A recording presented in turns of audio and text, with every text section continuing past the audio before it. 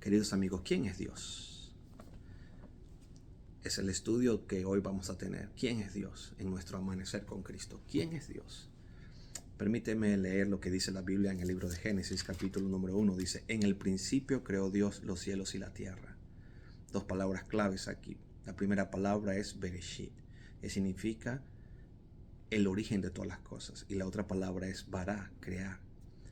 Bará significa que el Dios de la creación no está sujeto a la creación, sino que está por encima de su creación porque existe antes de toda cosa creada en todo el universo.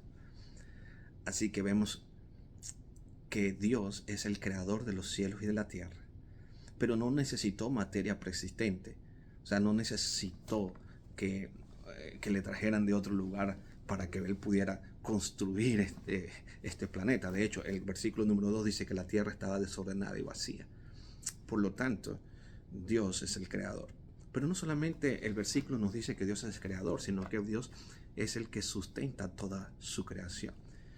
Y va más allá. Dice que Dios es el creador de todo el universo. Por lo tanto, lo que nos enseña este versículo es que nosotros debemos adorar al creador. Lamentablemente el ser humano adora las cosas creadas por Dios en vez de adorar al creador. Exaltamos a la humanidad en vez de exaltar al Dios que creó al ser humano. Adoramos los astros en vez de adorar al Dios que creó los astros. Comúnmente el ser humano trata de adorar el sol, la luna y las estrellas, cuando debemos adorar al que hizo el sol, la luna y las estrellas. Nos exaltamos como que si nosotros somos dioses, como cuando Satanás le dijo a Eva, mira, tú tienes que pecar, porque si tú vas a pecar, o sea, desobedeces a Dios, tú vas a ser un Dios también. En pocas palabras, si tú pecas y haces todo lo contrario a lo que Dios te está diciendo, vas a ser Dios también. Bueno, pero la Biblia es clara, contundente. La palabra de Dios dice, en el principio creó Dios los cielos y la tierra. Así que Dios es el creador.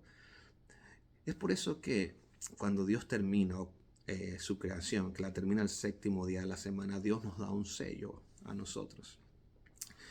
Ese sello conmemora el poder de toda la acción creadora de Dios. Ese sello es la señal que identifica a Dios con sus criaturas, o es la señal que identifica a las criaturas con su creador. Permíteme leerte, dice en Génesis capítulo 2, y el verso número 1 dice así. Fueron pues acabados los cielos y la tierra y todo el ejército de ellos. Y acabó Dios en el día séptimo la obra que hizo, y reposó en el día séptimo de toda la obra que hizo. Y bendijo Dios al día séptimo y lo santificó, porque en él reposó de toda la obra que había hecho en la creación. ¿Te das cuenta? O sea, el sello de Dios, la señal que conmemora el monumento en el tiempo que Dios dejó para que nosotros podamos conmemorar el poder de la creación y adorar al Creador, no a las criaturas, no a las cosas creadas. Es el sábado, el séptimo día de la semana. Por eso es importante que nosotros podamos reconocer el día sábado, no solamente como un mandamiento, sino recordarlo porque es la señal donde nosotros nos identificamos que estamos sujetos a ese creador, así como toda la creación desde los orígenes se somete al poder del creador. Y quiero compartir contigo que Salmo capítulo 90 y el versículo número 2 dice así, Salmo capítulo 90 y el versículo número 2, Salmo capítulo 90, verso número 2 dice así. Señor, tú nos has sido un refugio de generación en generación. Y ahora el verso número 2 dice así. Antes que naciesen los montes y formases la tierra y el mundo, desde el siglo y hasta el siglo, tú eres Dios. ¿Desde cuándo existe Dios? Dios existe desde los siglos de los siglos. Dios no tiene principio ni final. Dios es eterno. Está por encima del tiempo. Por eso es Dios. Por eso es sobrenatural. Por eso puede resucitar a los muertos. Por eso puede devolver la vida. Por eso puede sanar un cáncer. Por eso puede intervenir en la salud de un ser humano cuando tiene misericordia de nosotros. Por eso nos escucha. Por eso podemos hablar con Dios. Por eso lee nuestra mente. Conoce nuestros pensamientos. Las intenciones del corazón del ser humano. Por eso es Dios. Por eso los demonios se sujetan a Él. Y no Él a los demonios. Porque es Dios. Es que existe desde antes del tiempo, de los siglos, antes de que todas las cosas fueron creadas. Ya Dios existe.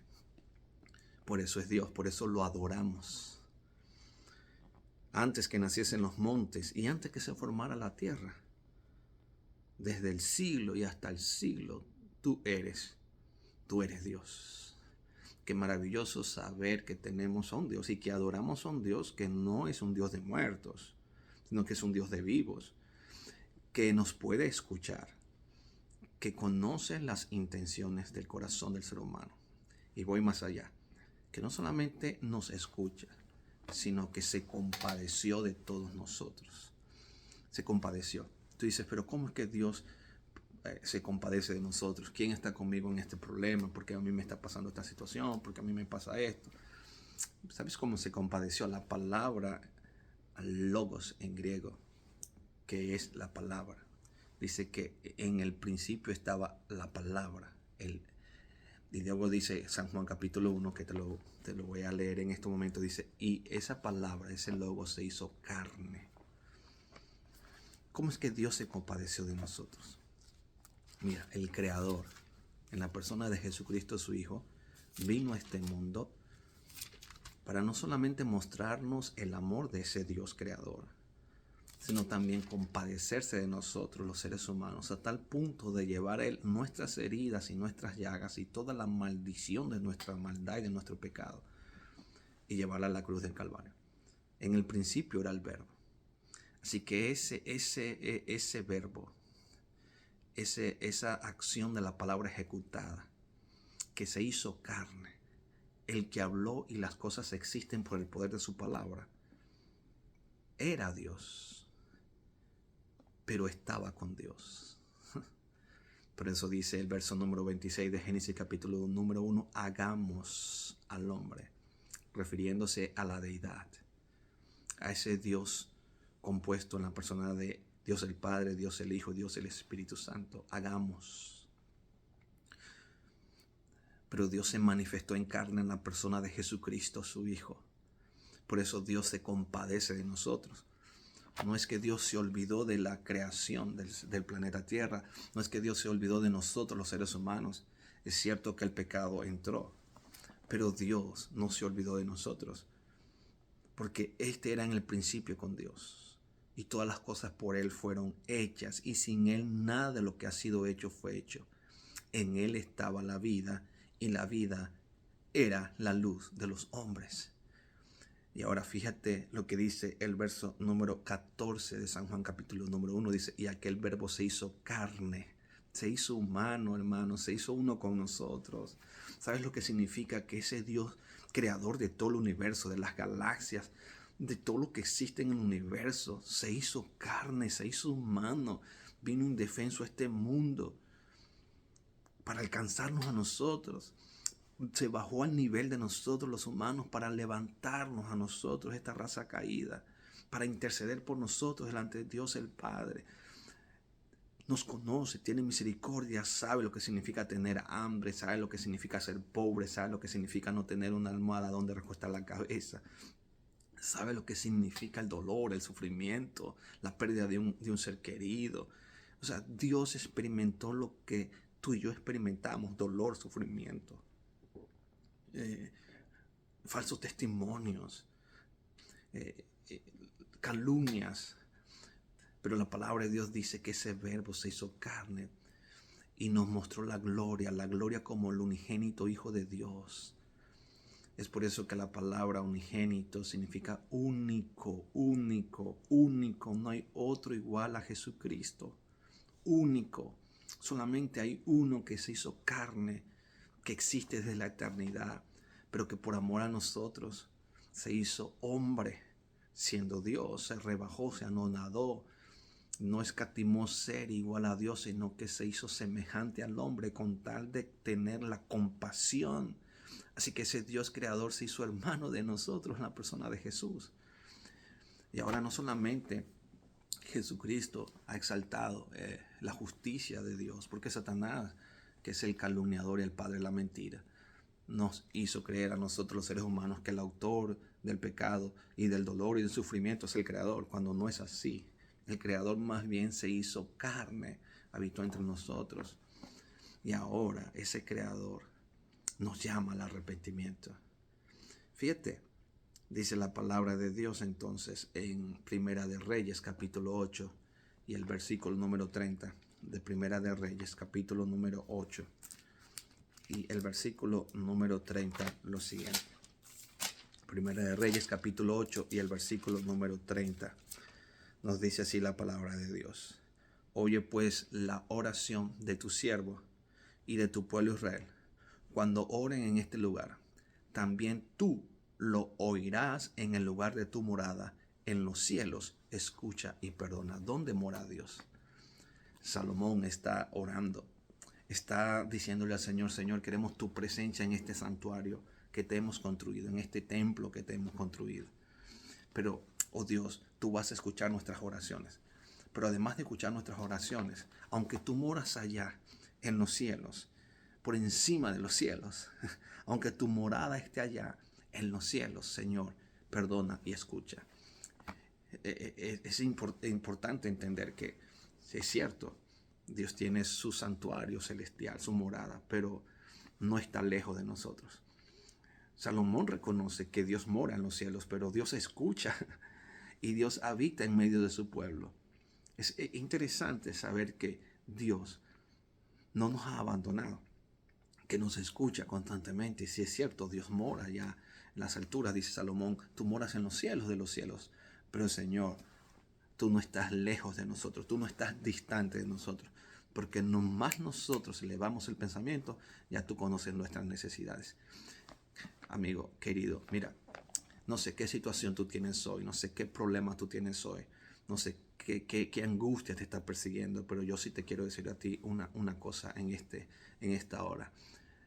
Que hoy en este día tú puedas levantarte con la esperanza, puedas sostenerte en Cristo Jesús, puedas entender que no importa quizás cuán lejos tú estés de Dios, Dios sí está cerca de ti.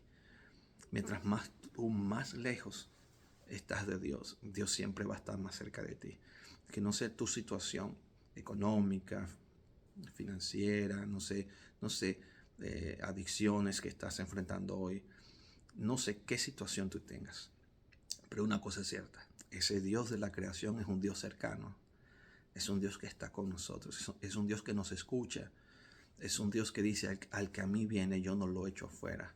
Es un Dios que ha tenido compasión, misericordia, ternura con nosotros. Un Dios que nos dejó un monumento que conmemora el poder de su creación el sábado para estar cerca de sus criaturas. Es un Dios que nos ama. Es un Dios que se compadece del sufrimiento y del dolor del ser humano y que nos entiende. Por eso la Escritura dice que fue tentado en todo, mas nunca pecó.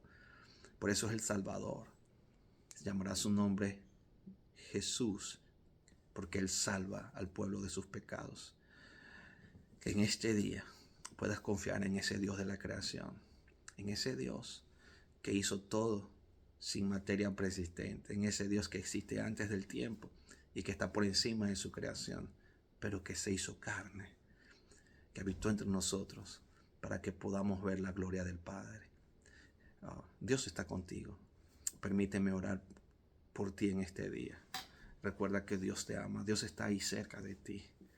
Querido Padre, gracias, porque tú eres el Dios de la creación, pero ese es un Dios poderoso, que creaste los cielos y la tierra y el universo con el poder de tu palabra, que dominas la creación, pero que tienes un amor infinito con nosotros los seres humanos, a tal punto que enviaste a tu Hijo Jesucristo a este mundo por amor a nosotros. Pero Jesús resucitó. La muerte no pudo retener. Y ahora Jesús desde el santuario celestial está intercediendo por nosotros para que hoy, Padre Santo, tú nos perdones a través de la sangre preciosa de Cristo derramada en la cruz del Calvario por nosotros. Gracias porque nos has dejado una señal en el tiempo para conmemorar el poder de tu creación. Gracias porque no hay ningún pecador que venga a ti que tú lo eches fuera. Y en este día nos encomendamos a ti para recibir tu bendición. Protégenos, Dios del cielo, y sigue obrando en cada uno de nuestros corazones. En el nombre de Jesús. Amén. Que Dios te bendiga.